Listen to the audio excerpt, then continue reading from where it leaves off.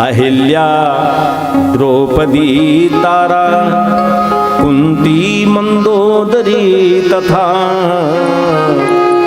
पंचकन्या स्मरेन नित्यम महापातकनाशनम।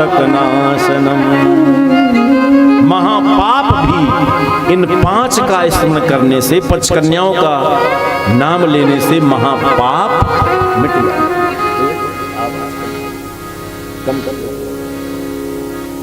महापातकनाशनम। ये 5 कन्याओं में से जिनका संबंध सुग्रीव विभीषण का है वो मंदोदरी 5 कन्याओं में है, और तारा बाली की धर्मपत्नी वो 5 कन्याओं में,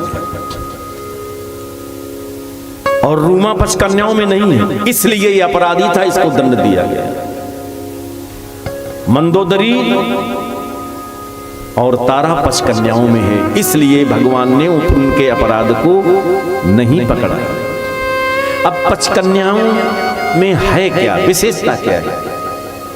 आपने जो सुना है हम उसके ऊपर की चर्चा करते हैं, उसके बाद की चर्चा करते हैं। हमने क्या सुना है? 5 कन्याओं में वो किसी दूसरे को पति बना ले तो पाप नहीं पड़ता, यही तो है।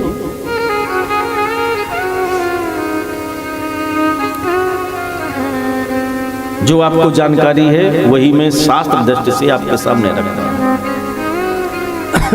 इन 5 कन्याओं में ऐसी विशेषताएं थीं कि शरीर धर्म में जो रजो स्नान होता है उसके उपरांत ये पुनः विवाह के योग्य हो जाती है, उनमें पुनः कौमार्य प्रकट हो जाता है। तो ये किसी को भी रजो स्नान के बाद पति चुन सकती हैं, ये योग्य तो हमने सुना है। लेकिन इसके ऊपर सुनिएगा, यदि रजो स्नान के बाद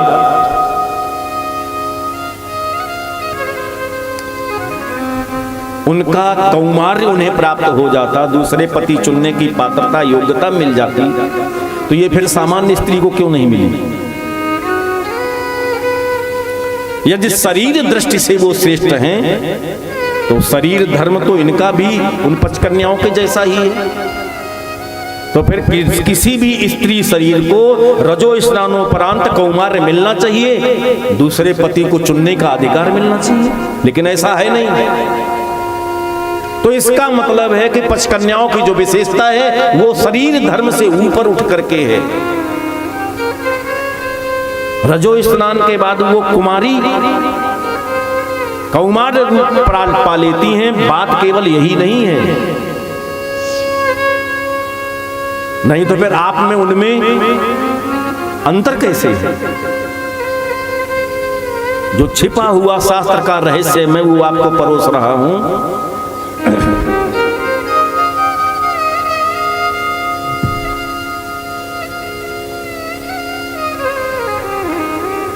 ये जो 5 कन्याएं हैं, जब रजो स्नान इनका संपन्न होता है तो इनकी पूर्व की सारी स्मृति डिलीट हो जाती है। ये विशेषता के कारण ये 5 कन्याएं हैं। इनके साथ संसार में किस पुरुष का क्या संबंध रहा है वो मस्तिष्क के चिंतन में रहता ही नहीं है, बिल्कुल शून्य अंतःकरण होता है। हम लोगों की एक घटना जिंदगी भर याद रहती है। बोलो, ऐसी घटनाएं जीवन में घटती हैं कि अंतिम श्वासों तक वो घटनाएं आदमी भूलता नहीं है। हमारा चित्त ऐसा पकड़ लेता है संसार की वासनाओं को कि अंतिम समय तक उन्हें छोड़ता नहीं है, इसीलिए हम दोषी होते हैं।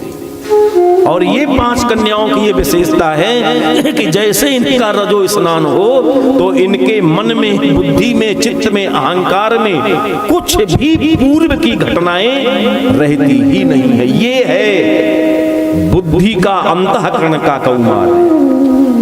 इसलिए ऋषियों ने इन्हें योग्यता दी है कि वो किसी भी पुरुष के साथ पति का संबंध स्थापित कर सकती हैं। उसमें द्रौपदी है, इसीलिए वो पूजनीय है और धर्म के अवतार भगवान कृष्ण की बहुत प्रेमास्पदा है। हमेशा कृष्ण द्रौपदी के आगे पीछे घूमते रहते, मन मस्तिष्क में कृष्ण द्रौपदी के चलता रहता है। और पांच पतियों की पत्नी है वो। एक पति से जब व्यवहार समाप्त हुआ तो फिर जीवन में उसे याद ही नहीं रहेगा कि किसी ने इससे हमारा कोई पति का संबंध भी कभी शरीर का रहा है। ये है पावनता, ये है निर्मलता। और हमारा चित्र घटनाओं को ऐसा पकड़ता है, चमकाता है कि हमें जिंदगी भर याद रहता कि मैं ये कर चुका हूं। बोलो, है ऐसा कि नहीं है? पच कन्याओं का जो कौमार्य है वो शरीर दृष्टि से नहीं है, वो अंतःकरण की विशुद्धता की दृष्टि से है। इसलिए वो योग्य हैं। उसमें तारा है, मंदोदरी है। तारा मंदोदरी को अंतःकरण के दृष्टि से देखा जाए तो इतनी निर्मल है कि उसे याद ही नहीं है कुछ कि हमारा कोई पति भी था। यही पति है हमारे, तो उसका धर्म भी ज्यों का त्यों सुरक्षित है। यही कारण था कि सपने में सो न राम ही हेरी। इसलिए सुग्रीव और विभीषण के पाप को, दोष को राम जी ने स्वप्न में भी नहीं देखा, चूंकि उनमें पाप का स्पर्श ही नहीं हुआ है। पचकन्या है ऐसे। वहां मंदोदरी, द्रौपदी, मंदोदरी और तारा पचकन्याओं में है। सुग्रीव का संबंध तारा से है और विभीषण का संबंध मंदोदरी से। वो पचकन्याओं में है, उनका अंतःकरण निर्मल है, इसलिए वो दोषी सुग्रीव और विभीषण नहीं है। जब दोष नहीं है तो फिर दोष देखने की बात ही नहीं। एक जवाब, ठीक है।